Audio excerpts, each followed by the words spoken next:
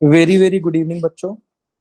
CBSE ने अपना एक करिकुलम निकाला था फॉर एकेडमिक सेशन 22-23 और उसमें कुछ कुछ ऐसी बातें उन्होंने डाला है जो हमको कंसिडरेशन में लेना चाहिए बिफोर अपियरिंग इन एग्जाम, क्योंकि शायद इससे रिलेटेड क्वेश्चंस बन सकते हैं।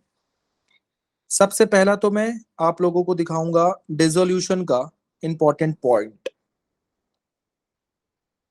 ये आपके सामने जो है वो सीबीएसई से दिया हुआ करिकुलम है और उन्होंने कहा है in dissolution of partnership firm. क्या लिखा उन्होंने?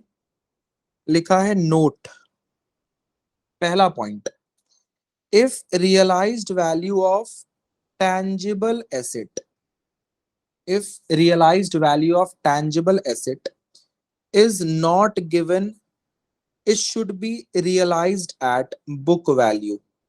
क्या बोल दिया उन्होंने? उन्होंने बोल दिया अगर tangible asset का रियलाइज्ड वैल्यू नहीं दिया है तो आप उसे बुक वैल्यू पे ही रियलाइज मान के चलेंगे। Okay. Point number 2, if realised value of intangible asset is not given, it should be considered as zero, nil। अगर intangible asset, अगर intangible asset का रियलाइज्ड वैल्यू नहीं दिया है तो हम उसका रियलाइज्ड वैल्यू जीरो मान के चलेंगे, निल मान के चलेंगे। पॉइंट नंबर 3 एक्सपेंसेस से रिलेटेड है, उतना कुछ खास नहीं है, ये तो हम वैसे भी जानते ही हैं। पॉइंट नंबर 1 और पॉइंट नंबर 2 इज इंपॉर्टेंट, ध्यान से समझना। यहाँ पे उन्होंने बड़े ही आसानी से टैंजिबल और इनटैंजिबल वर्ड यूज कर दिया है, बट इसका जो इम्प्लीकेशन है वो बहुत ज्यादा हाई है। कैसे इम्प्लीकेशन हाई है, ध्यान से समझना। मुद्दा ये उठता है कि सर टैंजिबल है क्या, व्हाट इज टैंजिबल? सारे बच्चे जानते हैं टैंजिबल एसेट वो होते हैं विच हैज फिजिकल एग्जिस्टेंस, जिसका फिजिकल एग्जिस्टेंस होता है।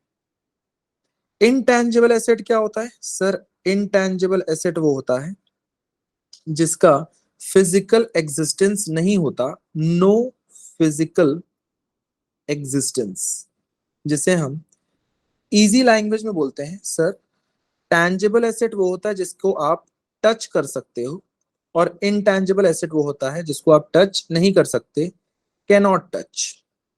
बिल्कुल सही है। अब बोलोगे, तुम बोलोगे सर बहुत आसान है, ये तो बहुत बढ़िया है। एक बार सारे एसेट्स को गो थ्रू कर लेते हैं। मान लो लैंड के बारे में कुछ नहीं दिया है तो हम उसे रियलाइज कर लेंगे बुक वैल्यू पे, कोई दिक्कत नहीं है, because land is a tangible asset. अगर मान लो बिल्डिंग के बारे में कुछ नहीं दिया है तो सर बिल्डिंग भी टैंजिबल एसेट है, उसे भी हम बुक वैल्यू पे रियलाइज करा लेंगे। अगर फर्नीचर के बारे में कुछ नहीं दिया है तो सर फर्नीचर भी टैंजिबल एसेट है, उसे भी हम बुक वैल्यू पे रियलाइज करा देंगे। सर अगर मोटर व्हीकल के बारे में कुछ नहीं दिया है तो सर ये भी हम बुक वैल्यू पे रियलाइज करा देंगे। सर मशीनरी के बारे में नहीं दिया है तो हम इसे भी बुक वैल्यू पे रियलाइज करा देंगे। अब मुद्दा उठता है डाउटफुल मुद्दा, सर अगर गुडविल के बारे में कुछ नहीं बोल रहा है तो सारे बच्चे जानते हैं goodwill is considered as intangible asset. Accounting standard number 26 आ जाता है। अकाउंटिंग स्टैंडर्ड 26 में इनटैंजिबल एसेट का डेफिनेशन दिया है, goodwill is considered as intangible asset. इसकी वैल्यू हम निल मान के चलेंगे अगर क्वेश्चन में कुछ नहीं बोल रहा है तो। अगर क्वेश्चन में बोल रहा है कि इसकी वैल्यू इतनी लेनी है तो वो तो लेनी ही चाहिए। ये हम डिस्कस ही इसलिए कर रहे हैं, उनके लिए कर रहे हैं जिसकी वैल्यू ही नहीं दिया है, जिसके बारे में क्वेश्चन साइलेंट है।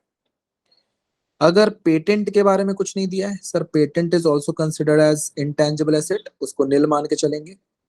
सर कॉपीराइट या know how, know how copyright या नो हाउ के बारे में कुछ नहीं दिया, उसको भी हम इंटेंजिबल एसेट मान के चलेंगे। सर अगर कुछ अलग टाइप का आइटम हुआ, अलग टाइप का आइटम का मतलब क्या है सर, जैसे कि अगर मान लो डेटर हुए, तो डेटर को हम क्या कंसिडर करेंगे? क्या डेटर टैंजिबल है, क्या डेटर इंटैंजिबल है? सेकंड मुद्दा, सर बिल्स रिसीवेबल अगर हुआ तो उसको क्या करेंगे? सर बिल्स रिसीवेबल टैंजिबल है या इंटैंजिबल है? सर अगर स्टॉक हुआ तो स्टॉक को क्या करेंगे? सर स्टॉक टैंजिबल है कि इंटैंजिबल है? सर अगर प्रीपेड एक्सपेंस हुआ, प्रीपेड एक्सपेंस अगर हुआ तो उसका क्या करेंगे? प्रीपेड एक्सपेंस टैंजिबल है कि इंटैंजिबल है? तो ये सारे चीजों पे डाउट होने लगता है, डाउट अराइज हो जाता है। तो कुछ कुछ चीजें तो बहुत ही ज्यादा आसान है, जैसे कि अगर मैं स्टॉक की बात करूं, तो स्टॉक को छुआ जा सकता है, बिल्कुल टच किया जा सकता है। तो स्टॉक को मैं टैंजिबल मान के बुक वैल्यू पे ही रियलाइज कराऊंगा, it is considered as tangible, it has a physical existence. But अगर मैं बात करूं डेटर की, तो सर डेटर का तो ऐसा कोई फिजिकल एग्जिस्टेंस होता नहीं। अगर कोई कॉरपोरेट एंटिटी है, अगर कोई कंपनी है, तो कंपनी का एक लीगल फॉर्मेशन होता है, कंपनी का एक लीगल स्टेटस होता है। उस लीगल स्टेटस को मैं टैंजिबिलिटी के आइटम में डाल सकता हूं। लेकिन अगर ऐसा कोई डेटर हुआ जैसे कि जिसका कोई लीगल एग्जिस्टेंस ही नहीं है, तो मैं कैसे उसे डेटर के कैटेगरी में डालूं? मतलब एक फाइनल कंज्यूमर हुआ, उसको मैं कैसे टैंजिबिलिटी के क्राइटेरिया में डालूं? ये डाउट होता है। सर बीआर आप छू सकते हो, टच हो सकता है, तो आप बीआर को भी बुक वैल्यू पे रियलाइज करो, इसे भी आप टैंजिबिलिटी के क्राइटेरिया में डाल के चलेंगे। अब मुद्दा उठता है सर डेटर का क्या करें? तो as per my opinion, debtor को भी आप टैंजिबिलिटी के क्राइटेरिया में ही कंसिडर करके चलेंगे, एंड इसे भी आप बुक वैल्यू पे ही रिकॉग्नाइज करके चलेंगे, इसे भी आप टैंजिबल मान के चलेंगे और बुक वैल्यू पे रिकॉग्नाइज करके चलेंगे, अगर क्वेश्चन साइलेंट है तो। अब रही बात प्रीपेड एक्सपेंस की, तो प्रीपेड एक्सपेंस का ऐसा कोई फिजिकल एग्जिस्टेंस नहीं होता, इसे हम इनटैंजिबल के कैटेगरी में डालेंगे और इनटैंजिबल मान के हम इसे निल रिकॉग्नाइज करेंगे, नॉट सोल्ड रिकॉग्नाइज करके चलेंगे। तो कुल मिला के अगर देखा जाए, तो हमारा जो सीबीएसई है वो ये चाहता है कि अगर एसेट के बारे में कोई चीज साइलेंट है तो उसको जीरो मान लेना गलत है, क्योंकि उसकी कुछ तो वैल्यू निकलेगी ना। तो वैसे ही अगर मैं सीबीएसई के पॉइंट ऑफ व्यू को जाके समझूं, तो डेटर की कुछ तो वैल्यू निकलेगी, 10, 20, 40, 50 मतलब परसेंट कुछ तो निकलेगा। उसको 100% जीरो मान लेना इस गलत। तो डेटर को, बीआर को, स्टॉक को, अदर टैंजिबल एसेट्स को हम रियलाइज्ड मान के चलेंगे।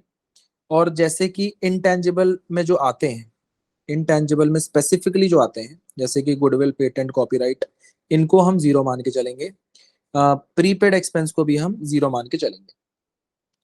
एंड अगर ऐसा क्वेश्चन एग्जाम में आता है, अगर ऐसा कोई भी पॉइंट डेटर, बीआर या स्टॉक से रिलेटेड आता है जो कि कंफ्यूजन क्रिएट करता है, my opinion is write a note. आप एक नोट नीचे लिख लीजिएगा, mentioning the curriculum, mentioning the circular, बोल लो, circular of CBSE. Okay sir, I hope कि सारी बातें समझ में आ गई होगी, इसके कॉन्सिक्वेंसेस भी आपको समझ में आ गए होंगे कि कैसे कैसे हम इसे रियलाइजेशन अकाउंट में बाय कैश रिकॉग्नाइज कर लेंगे अगर क्वेश्चन इज साइलेंट। पहले ऐसे नहीं होता था, अभी उन्होंने इस पॉइंट को डाला है, तो आप इसे याद रखेंगे। अगर आपको लगता है कि सर ये आपने पता नहीं कहाँ से निकाला है, कि सीबीएसई के साइट से तो नहीं है, तो मैं आपको बता दूं कि ये मैंने सीबीएसई के साइट से ही निकाला है। आप भी निकाल सकते हैं अपने ब्राउजर में जाके, CBSE academic.nic.in में जाके आपको यहाँ पे कैरिकुलम मिलेगा। कैरिकुलम 2022-2023 में जाके, 12th में जाके एकेडमिक इलेक्टिव्स में जाके अकाउंटेंसी, इसमें आप नीचे में आ सकते हैं,